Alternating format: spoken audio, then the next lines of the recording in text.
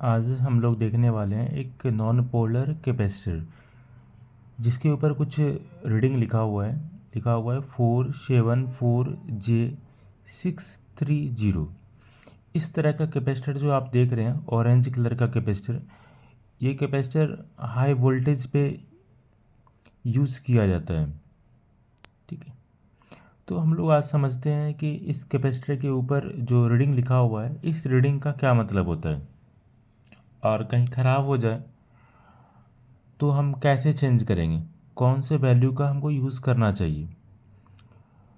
Already हम लोग polar capacitor पढ़ाए हुए हैं। ये नॉन पोलर कैपेसिटर बहुत तरह का होता है, तो नॉन पोलर कैपेसिटर में ये आज हम लोग देख रहे हैं जो हाई वोल्टेज पे यूज़ होने वाला ये नॉन पोलर कैपेसिटर है जो ऑरेंज कलर का है। इसके रीडिंग का क्या मतलब हो रहा है उस पर हम लोग बात करने वाले हैं। तो 4740J630 है। तो जो किसी भी कैपेसिटर के ऊपर अगर जे लिखा रहे, के लिखा हुआ आपको दिख जाए, एल एम ऐसा कुछ भी दिख जाए, ये आपका टॉलरेंस है।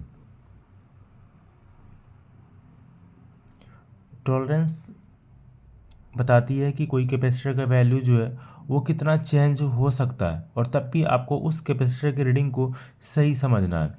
अगर कहीं भी जे लिखा रहे तो जे का मतलब होता है ±5%, के का मतलब होता है ±10%, एल का मतलब होता है ±15%, और एम का मतलब होता है ±20%। अगर कहीं भी किसी भी कैपेसिटर किसी भी रजिस्टर कहीं भी आपको अगर दिख जाए इलेक्ट्रॉनिक्स कंपोनेंट में जे के एल एम, तो आपको समझना ये टॉलरेंस है। और इस टॉलरेंस का मतलब होता है जे मतलब ±5%, के मतलब ±10%, एल का मतलब ±15%, और एम का मतलब ±20%। अगर सपोज 100 वैल्यू का कोई कैपेसिटर है, तो अगर इसका 5% का बात किया जाए तो मतलब 5 हुआ, मतलब 105, या 95 अगर -5 का बात किया जाए। अगर कोई कैपेसिटर 100 वैल्यू का है, अगर वो कैपेसिटर का रीडिंग 95 आए या 105 आए या उसके बीच में कुछ भी रीडिंग आए, तो आपको समझना क्या है वो कैपेसिटर सही है, तो ये इसका टॉलरेंस हुआ। ठीक है, तो वैसे ही अगर कहीं के लिखा हुआ रहे, कहीं एल लिखा हुआ दिख जाए, आपको एम लिखा हुआ दिख जाए, तो आपको समझना है कितना परसेंट टॉलरेंस है, कितना परसेंट इसका वैल्यू ऊपर नीचे रहेगा, तब भी आपको सही समझना है। A63 जो देख रहे हैं ये वोल्टेज बताती है कि कोई कैपेसिटर का मैक्सिमम बैरिंग कैपेसिटी जो है वो वोल्टेज कितना रह सकता है। मतलब इस तरह का जो आप कैपेसिटर देख रहे हैं इसको आप 630 वोल्ट तक आप दे सकते हैं, उससे ज़्यादा देने पे ये ख़राब हो जाता है। उसके बाद आप देख रहे हैं कि 474, ये इसका कैपेसिटेंस का रीडिंग है। ये इसका कैपेसिटेंस बता रही है, स्टोरेज कैपेसिटी बता रही है, कितना कैपेसिटी को स्टोर कर सकता है। तो 474 का मतलब हुआ 474 मतलब 40, 1 2 3 4, इतना पिको फेरेड का कैपेसिटर है। अब पिको फेरेड से आप नैनो फेरेड में चेंज करेंगे तो 1000 से डिवाइड करना पड़ेगा। अगर 1000 से भाग देंगे तो ये हो गया आपका 470 नैनो फेरेड कैपेसिटर। अगर नैनो फेरेड को माइक्रो फेरेड में चेंज करना है तो उसको फिर आप 1000 से भाग देते हैं, 1000 से भाग देंगे तो उसका रीडिंग हो गया 0.47 माइक्रो फेरेड। मतलब ये जो आप कैपेसिटर देख रहे हैं ये आपका 0.47 माइक्रो फेरेड का है, जो 630 वोल्ट मैक्सिमम आप इसको दे सकते हो। इसका टॉलरेंस जो है वो ±5% है। तो अगर किसी वजह से अगर ये कैपेसिटर ख़राब हो जाए तो आपको माइक्रोफरेड देखना है कि 0.47 माइक्रोफरेड का है या नहीं है। अगर वैल्यू घट गया होगा तो आपको चेंज कर देना है। सेकेंड थिंग, इसको चेक करने का तरीका ऑलरेडी हम लोग पहले डिस्कस किए हुए हैं, लेकिन फिर से हम बता दें।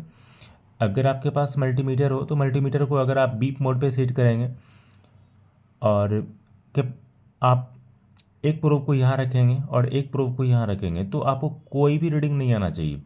अगर प्रोब को चेंज करते हैं, रेड की जगह पर ब्लैक और ब्लैक की जगह पर रेड, उस कंडीशन में भी कोई भी रीडिंग नहीं आना चाहिए। अगर कोई रीडिंग आकर ख़राब हो गया, अगर बैठा हुआ है, तो आपको समझना है कुछ ना कुछ तो प्रॉब्लम है। सेकंड थिंग क्या होता है, आपको कैपेसिटेंस का भी रीडिंग देखना रहता है।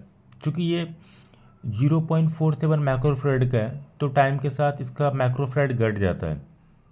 तो हम मैक्रोफैराड चेक करते हैं। मल्टीमीटर को हम लोग कैपेसिटेंस मोड पे ले जाते हैं, कैपेसिटर मोड पे ले जाते हैं, और उसके बाद हम मैक्रोफैराड चेक करते हैं। अगर जितना मैक्रोफैराड का है, अगर उतना बता रहा हो या उससे 5% प्लस और माइनस रीडिंग जा रहा हो, तब भी हम उसको सही समझते हैं।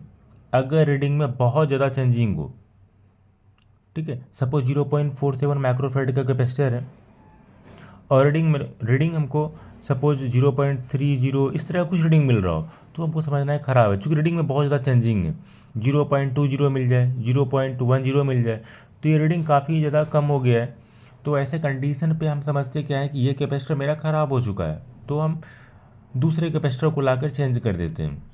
ठीक है, तो इस तरह का कैपेसिटर आपको जब कभी भी देखने को मिले तो आपको रीडिंग से इसके ऊपर जो भी आप मार्क किया हुआ है, इससे आप समझ सकते हैं कितना वैल्यू का है, और उतने वैल्यू का ही आप कैपेसिटर को यूज़ करें।